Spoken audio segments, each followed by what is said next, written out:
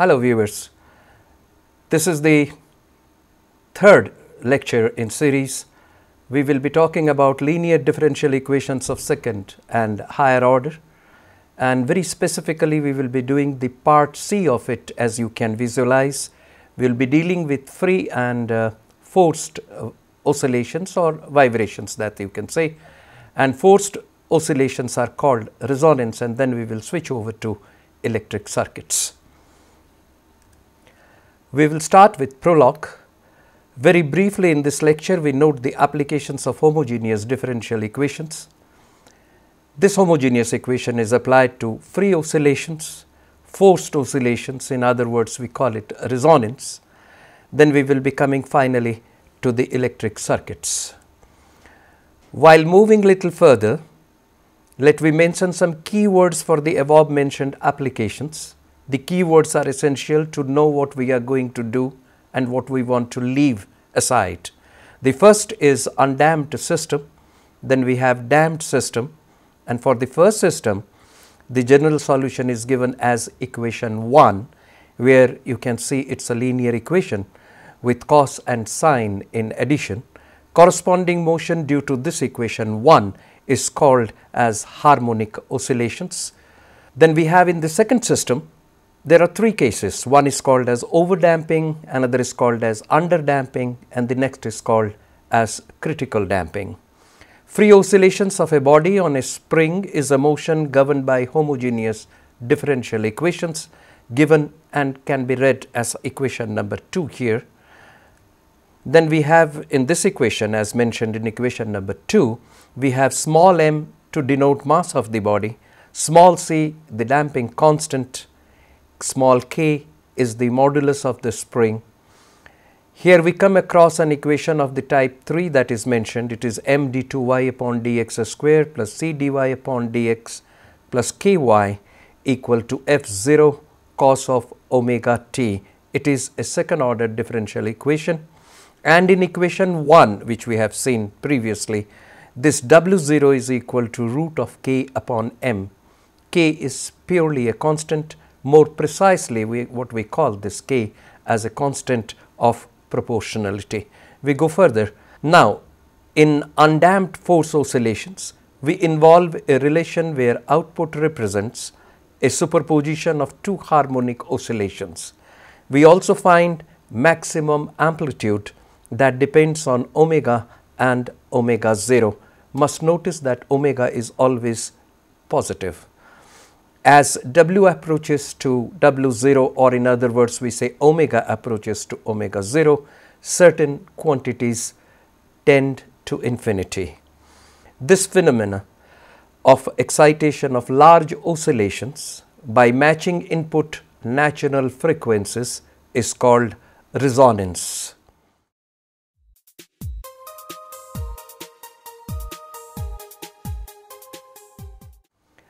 We now come to the discussions of all these terminologies which we have mentioned just now previously in preceding pages. The oscillations or the vibrations in mechanical systems. We discuss the whole matter mathematically, analytically. So, generally speaking, oscillations occur when a physical system's stable equilibrium is disturbed, because then it is subject to forces tending to restore its equilibrium. We wish to see how situations of this kind can lead to differential equations of the form given by equation 4. We consider a cart of mass m attached to a wall by a spring that can be visualized in the figure right below here. The spring exerts no force when the cart is at equilibrium at x is equal to 0. If the cart is displaced by a distance small x, then the spring exerts a restoring force denoted by F s is equal to minus kx. We have then the equation transforms into equation 5 and 6, namely m d2x upon dt square is equal to F d2x upon dt square plus k upon m into x equals 0 is the equation 6. If a is equal to k upon m square root, then this equation 6 transforms into equation 7, and the general solution of this equation 7 is written as this one: x is equal to c1 sin 80 plus c2 cos of 80. Then we come to damped oscillations. This is the notation that we are using, is a damping force denoted by Fd d subscript is equal to minus c the first prime dx upon dt given by equation 9, so that the equation 5, which we have just now seen, reduces to m d2x upon dt square is equal to fs plus fd.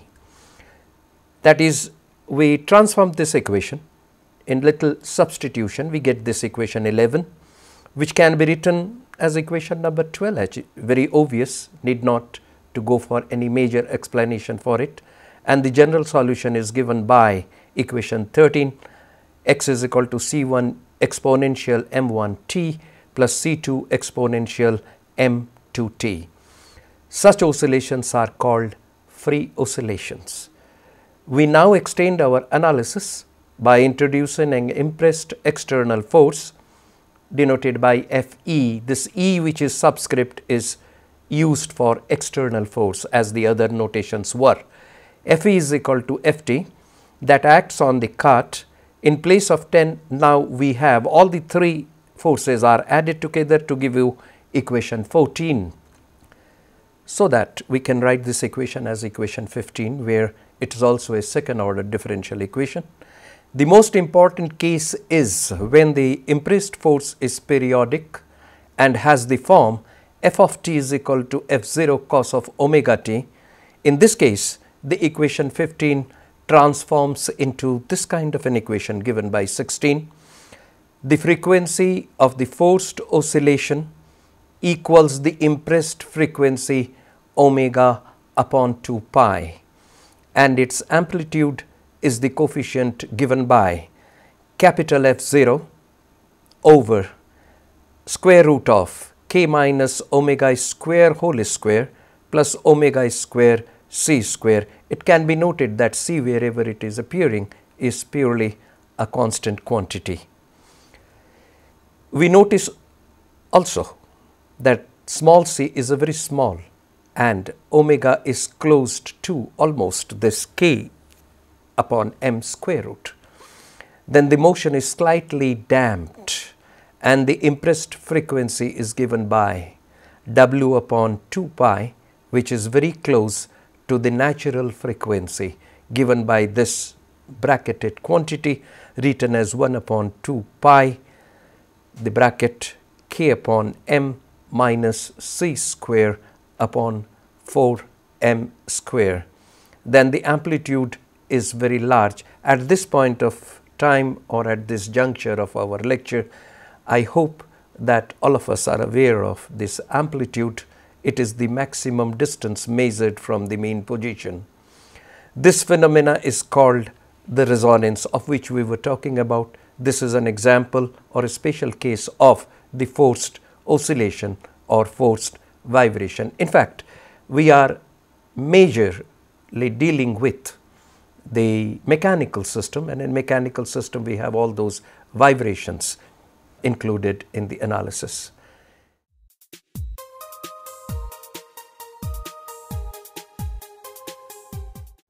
We now come to simple electric circuits. We are not going much into detail. We will be dealing with only resistance, the inductance, the capacitance, and the current flowing through. In this section, we consider the linear differential that govern the flow of the electricity in a simple circuit, meaning thereby that we are going to follow a differential equation which will be governing the whole flow of current in a closed circuit. The figure is given as this. It's a compact, or it's a closed circuit. L is the inductance, I is the current flowing with an arrow given, R is the resistance, and E is the EMF, that is the current circuit. We give the details of this. Now we write the circuit consists of a source of electromotive force denoted by EMF, E perhaps a battery or a generator, it can use anything, which drives electric charges and produce a current. The current is denoted by capital I. E may be a constant or a function of time. These two restrictions are very important to note. A resistance capital R, which is shown in the figure in the preceding page, which possesses the current by producing a drop in EMF of magnitude given by ER is equal to RI. R is the resistance, I is the current. And it's a very well known Ohm's law. There are two laws that we follow. One I will be mentioning a little later. This is called as Ohm's law, and the second is Kirchhoff's law that we follow.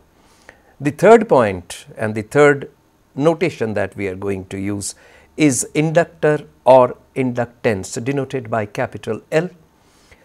Its characteristic is which opposes any change in the current by producing a drop in EMF, the magnitude of which is given by equation 19. If you read this equation, is very simple in words that we write. EL is equal to capital L, inductance, multiplied by the derivative of I with respect to time, di dt, the first derivative that we all know. A capacitor, that is in the figure written as capital C, or this is called as a condenser of capacitance capital C, that stores the charge Q. Q is to be denoted for charge. So EC equals to 1 upon CQ, given in equation 20, is the main equation where the capacitors is involved, and we have the charge Q related to it. It is a quotient, in other words, Q upon C. Moreover, since the current is the rate of flow of charge, the rate at which charge build up on the capacitor then is given by I is equal to dq dt. If I read it in words, we will be calling it the charge capital I is the rate of change of the Q with respect to time. Q is already known to us.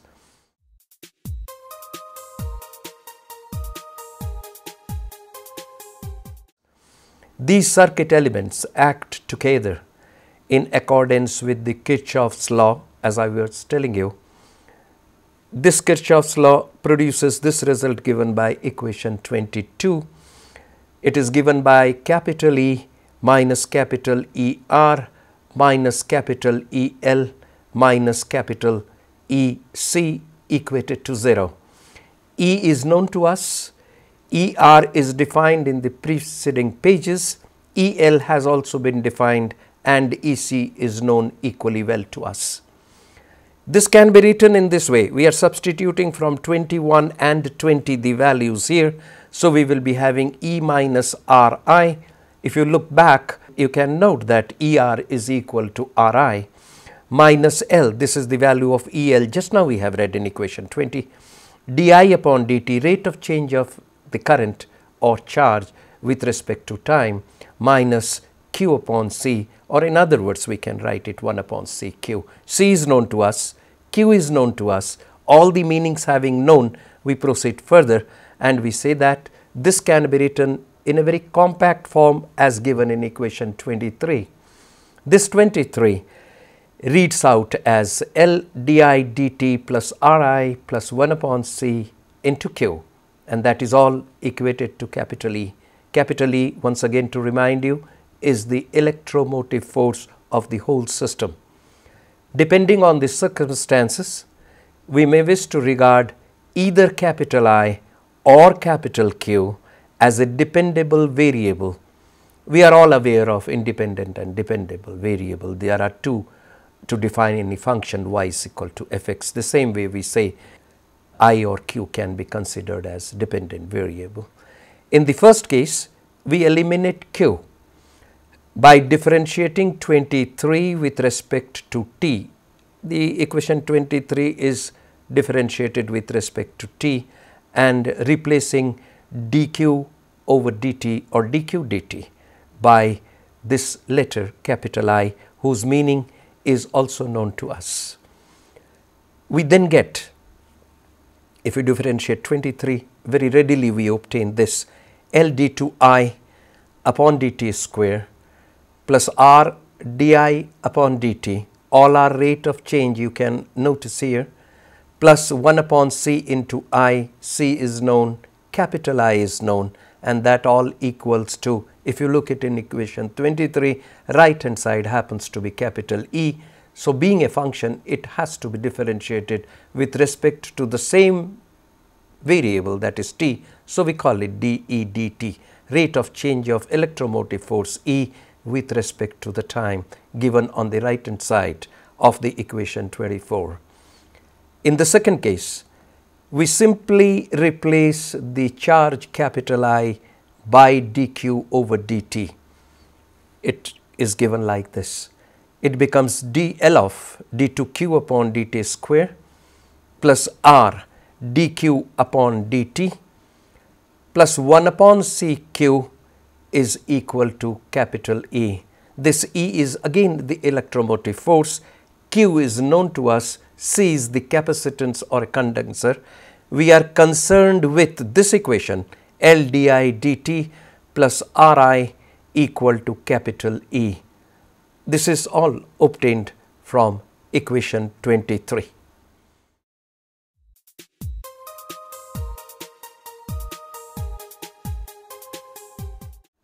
Well, viewers, when we have finished this beautiful text, beautiful lecture and the important contents that we had, we would like to summarize everything for your benefit and to know what we have done and what we have left out.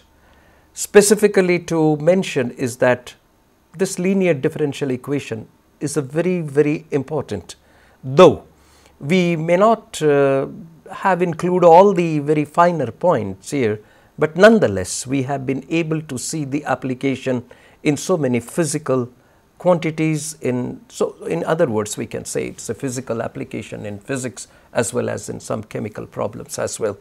This lecture concludes the theory of linear ordinary differential equations and equations of higher and second order by mentioning some applications of them to free oscillation, forced oscillation, in other words we call it a resonance, and then we come to the electrical circuits. Very briefly, the concepts of the terminologies are mentioned. We have also explained the terms such as damped and undamped systems and also gave meaning of overdamping, underdamping and critical damping. Each of them are explained by giving some examples and notations are given proper meaning. Discussions are though very, very brief, yet we have not left any fundamental terms or terminologies unexplored. And I believe that in course of this lecture, we have tried to mention whatever the equations that involved in this are all the second and higher order equations. If you recall, in damped and undamped and free oscillation, and then we had to resonance, we always followed the second order differential equation, meaning thereby it should be of d2y upon dx square plus a coefficient dy upon dx plus any function of x is equal to r. On the right hand side, what that r is may be 0 or maybe a function of x, but nothing else other than this. And all these quantities get together, accumulated, we want to bind them to give different meanings to different mechanical or electrical system. It was amusing to see that how this linear differential equations of second and higher order plays a vital role in developing so many physical theories behind us. Mathematical analysis is pure, and the persons working in chemical engineering and in physical problems will now be able to explore or has already explored some beautiful applications of these equations, which governs even the viscous flow, the non-viscous flow, or a linear propagation of light, sound, and a very elementary thing that we all do in elementary school courses, that is the resonance column, from where this word has originated. In resonance column, we find the frequency of the tuning fork. The same thing is applied here in case of a mechanical system. As you may recall that we had a cart of mass m with a wheel at the bottom, and then it is attached to the wall by a spring. As it goes, stretch it and leave it. So as you leave it, a distance x is measured, and therefore we call it and maximum amplitude of the whole system. I hope that this particular system and this particular concept and the terminologies and the notations that we have used must have been very helpful to you. Everything cannot be taught to us, everything cannot be trained to us for doing something. We will have to find other applications as well, depending on what we have studied this day, and we hope that we will be able to find some very good applications other than what we have studied here. Thank you for your attention and viewing this.